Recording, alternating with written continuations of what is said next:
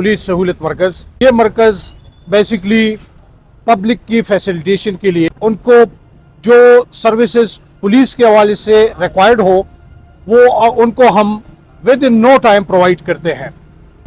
इन services में police clearance for abroad है, police clearance abroad, TIA form हो गई, जैसे डोमेस्टिक सर्वेंट की वेरिफिकेशन हो गई, एम्प्लॉइज़ है, लोकल वेरिफिकेशन है, ट्रैफिक रिलेटेड इसमें इंफॉर्मेशन है, टेंडर इंफॉर्मेशन है और पुलिस के लिए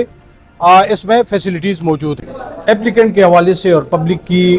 अवेयरनेस के हवाले से मैं ये बताता चलूँ कि दो मोड्स में हम यहाँ पे उनकी सर्विसेज डील करते हैं। एक तो ये है कि कोई एप्लीकेंट इन पर्सन फिज़िकली यहाँ पे आ जाता है, एक्सेस करता है, तो उसके लिए ये है कि पुलिस क्लियरेंस हो, जिस भी हवाले से हो, अब्रॉड के लिए हो या फ्राम अब्रॉड हो, या फिर अगर लोकल वेरिफिकेशन उसको चाहिए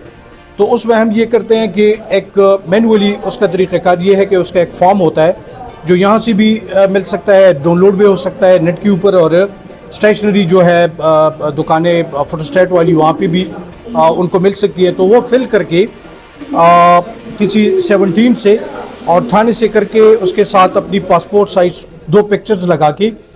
CNIC अपनी बाहर के लिए वो अप्लाई कर रहे हैं तो उसकी पासपोर्ट, तो इसकी कॉपियाँ करके थाने की जो ही रजिस्ट्रेशन कंफर्मेशन हमारे पास आ जाती है तो हम बहुत जल्द उसको प्रोसेस करके यहीं पे कुछ घंटों के अंदर उसकी सर्टिफिकेट जनरेट हो जाती है। दूसरा ये है कि हमारा फिर ऑनलाइन जिसको हम बोलते हैं, चूँकि हम दोनों तरीके से डील करते हैं, अभी उस तरह से पूरी अवेयरनेस अब पब्लिक के अंदर नहीं है, तो with the passage of time इंशाल्लाह पूरी पब्लिक ऑनलाइन के ऊपर स्विच ओवर हो जाएगी।